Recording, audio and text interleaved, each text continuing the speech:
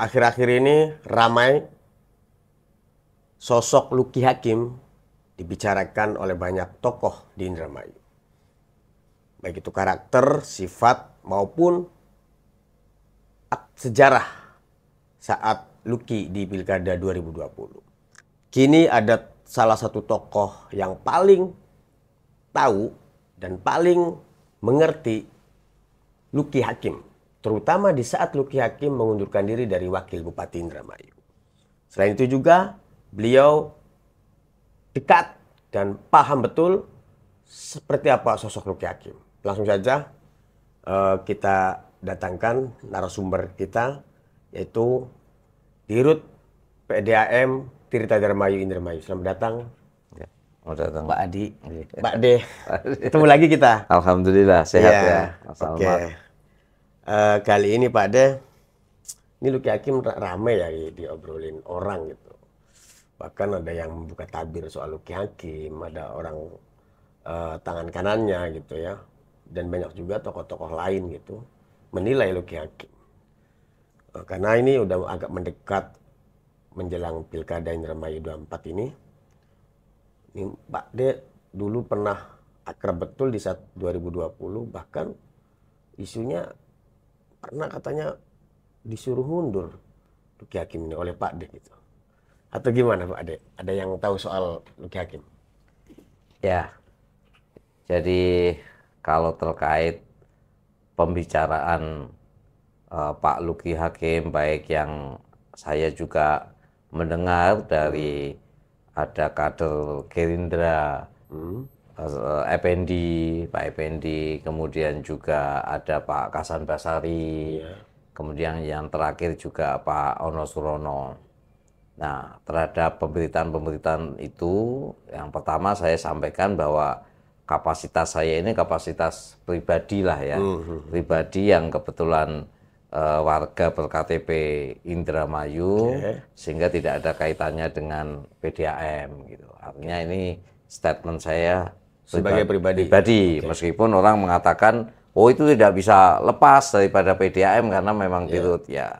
Artinya statement ini saya statement pribadi, dan posisi saya juga lagi cuti sehingga kan kita tidak berstatement sebagai dirut PDAM tapi sebagai pribadi. Nah, menurut saya memang hal yang cukup menarik lah. Saya memang tahu bahwa Pak Lucky Hakim itu sebagai Wakil Bupati Indramayu jauh sebelum saya menjabat sebagai Dirut PDAM atau dilantik sebagai Dirut PDAM. Tetapi setelah saya dilantik Dirut PDAM, saya tidak pernah berkoordinasi, menemuin atau bahkan melihat beliau itu ada di ruangannya pada waktu itu.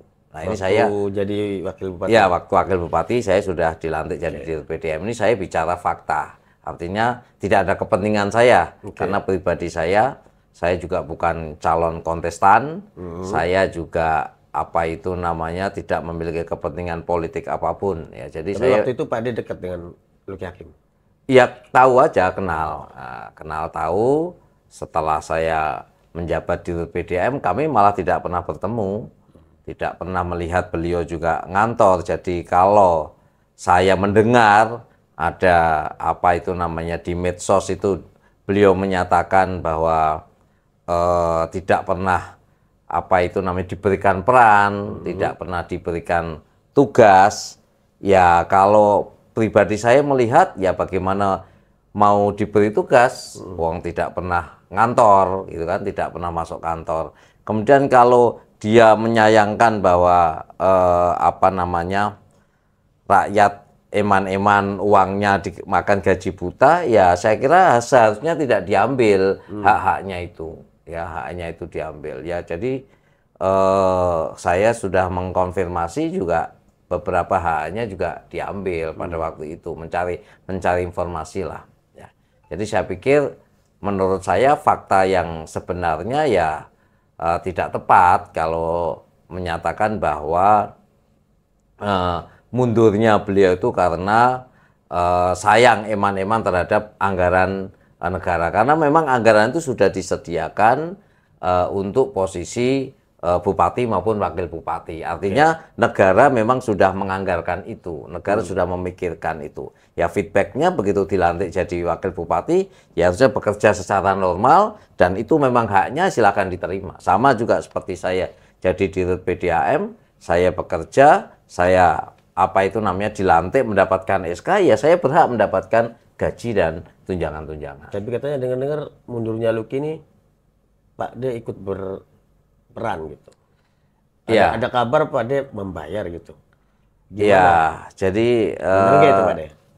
kalau fakta-fakta seperti itu yang bisa saya sampaikan adalah memang setelah saya menjadi dirut PDAM, kemudian melihat Pak Luki nggak pernah ngantor semacam itu, justru inisiatif itu untuk untuk berdiskusi lah.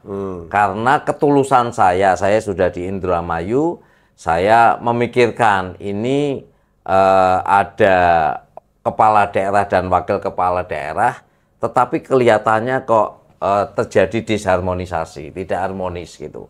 Bahkan sampai yang satu tidak bekerja. Nah, apa yang menjadi ketidakharmonisan antara beliau berdua ya saya tidak tahu karena itu kan pimpinan saya ya.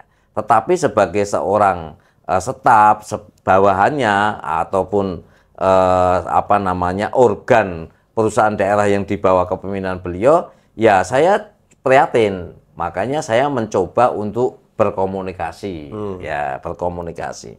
Nah, setelah berkomunikasi memang pernah bertemu dengan Pak Luki Hakim. Nah, dari hasil komunikasi itu kelihatannya lebih mengarah pada beliau Pak Luki Hakim itu memilih jalan untuk mengundurkan diri, gitu. Jadi bukan berarti ada perintah ataupun ada suruhan, tidak. Beliau memilih jalan sendiri untuk mengundurkan diri. Nah, kalau yang disampaikan orang-orang itu bayar atau tidak bayar, saya kira saya tidak dalam kapasitas menyampaikan itu. Tetapi beliau memiliki pilihan untuk mengundurkan diri. Kemudian kalau semisal dalam pengunduran diri itu ternyata ada hambatan, ada kesulitan-kesulitan yang itu adalah pilihan daripada beliau, ya kalau saya bisa bantu, kenapa tidak saya bantu? Nah, berarti begitu. Kebenaran itu gimana? Yang ada berita lah, saya pernah baca berita itu 2,5 M katanya membayar LH untuk mundur. Pak D loh, bener nggak itu? Ya kalau bayar untuk mundur, saya kira tidak setragis itu. Ya, artinya mundur itu adalah pilihan beliau. Dan dalam surat itu yang saya juga ikut baca dan saya tahu memang beliau mundur karena ketidakmampuan. Nah, tetapi kalau di dalam proses mundur itu ternyata beliau ada hambatan, ada kesulitan-kesulitan, ya sebagai sesama warga Indramayu, ya kita biasalah saling tolong-menolong, saling bantu, tetapi kita menghargai pilihan beliau adalah mengundurkan diri. Berarti memang kemauannya LH sendiri mundur. Iya, kemauannya bukan beliau disuruh Pak D atau tidak. Bupati. Kita berkomunikasi justru kepengennya adalah bisa rukun gitu. Artinya bisa bersama-sama karena awalnya bersama-sama bisa membangun bersama-sama. Tapi tampaknya mungkin ketidakharmonisan itu sudah sangat masif, disharmonisasinya itu sudah sangat masif sehingga Pak Luki menyatakan membuat pilihan untuk mengundurkan diri. Dan menurut Pak D waktu itu disharmoninya itu di masalah apa nih Pak D? Wah, kalau disharmoninya saya tidak bisa mengklaim ya, karena kan versi kepala daerah seperti ini, versi wakil kepala daerah seperti ini, saya kira mereka berdua yang lebih tahu, dan mereka juga sudah pernah difasilitasi oleh pemerintah provinsi untuk didamaikan, ternyata juga tidak berhasil kan. Gitu ya. Ya. Nah, dari kejadian ini LH ini kan sekarang maju lagi nih dan di nomor 2 ya. Nah, menurut Pak D nih sosok Luki Hakim gitu seperti apa, karakternya apanya gitu? Ya, kira-kira kalau masalah maju kembali itu kan hak politik beliau ya, dan secara regulasi ya diperbolehkan saja. Ternyatanya beliau juga sudah dinyatakan lolos sebagai calon. Iya. Tetapi kalau masalah pilihan ya itu tergantung masyarakat, ya kan, Oke. tergantung masyarakat. Enggak, Kalau menurut Pak De, ya, karakter LH ini seperti apa? ya menurut kalau saya secara pribadi menilai ya sekarang proporsi yang sudah ada aja beliau memilih untuk mengundurkan diri tanpa satu alasan yang apa itu namanya bisa dipertanggungjawabkan. Artinya itu alasannya kan karena ketidakmampuan. Nah, alasan ketidakmampuan ini kan sudah menjadi jalan, menjadi wakil bupati aja tidak mampu, apalagi nanti menjadi bupati. Saya kira itu penilaian saya secara subjektif, tetapi penilaian masyarakat ya itu hak masyarakat. Artinya menurut Pak De layak enggak jadi pemimpin Indramayu? Ya secara pribadi kalau melihat dari story-nya itu ya saya agak menyaksikan, secara pribadi saya agak menyaksikan karena sudah diberikan amanah ternyata mengundurkan diri. Ini diulangi. Oke. Tapi kan faktanya dari berbagai survei Pak De, Luki Hakim ini tinggi terus gitu, bahkan mengalahkan Bupati Mina. Nah ini kenapa nih Pak De, menurut Pak De? Ya, kalau kita bicara masalah survei itu kan kita harus melihat metodenya seperti apa, kemudian respondennya seperti apa. Ada survei itu memang survei akademis ya, artinya dia memakai apa namanya sampel gitu. Jadi kita harus lihat dulu metodenya, kemudian sampelnya seperti apa. Kalau saya justru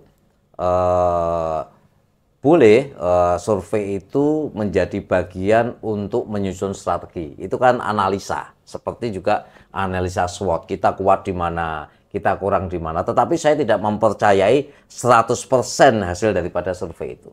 Tetapi kalau itu sebagai petunjuk ataupun indikator untuk kita menentukan strategi, kita lemah di mana, apa itu namanya, kemudian konfigurasi ketertarikan masyarakat untuk itu karena apa, itu boleh-boleh saja, sah-sah saja. Ya. Nah, tetapi saya sebetulnya lebih berdasarkan pengalaman saya di daerah-daerah lain itu, saya lebih seneng itu survei yang dilakukan oleh checker biasanya, atau sensus gitu. Jadi dia door to door survei, kemudian menentukan pilihannya karena apa. Nah, itu biasanya lebih akurat ya.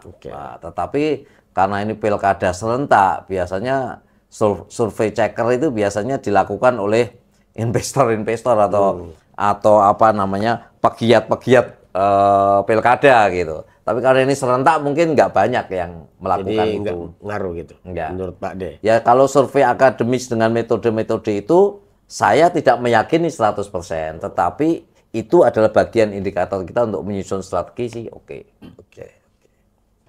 Mungkin ada yang disampaikan pada soal Luki Hakim untuk masyarakat. Ya, saya tidak punya kepentingan apapun, tetapi saya hanya menyampaikan fakta karena tadi ada pertanyaan, juga ada beberapa apa namanya statement dari masyarakat, apalagi menyinggung terkait dengan saya. Jadi kalau saya tidak ada kepentingan apa-apa, kepentingan saya sebetulnya adalah bagaimana Indramayu itu kondusif, antara kepala daerah dan wakil kepala daerah bisa bekerja sama. Tetapi ketika saya membangun komunikasi ternyata pilihannya itu mengundurkan diri, itu haknya beliau. Kita tidak bisa menghalang-halangi. Dan ketika beliau sudah menentukan pilihannya mengundurkan diri, kemudian ada sesuatu yang kita harus bantu, ya sesama sahabat, apalagi juga bawahan segala macam, ya kita akan support. Oke. Terima kasih Pak De. Ya. Itulah Luki Hakim di mata Pak De Air. Kita lanjut di edisi berikutnya di Alma Corner. Simak, oper, no baper.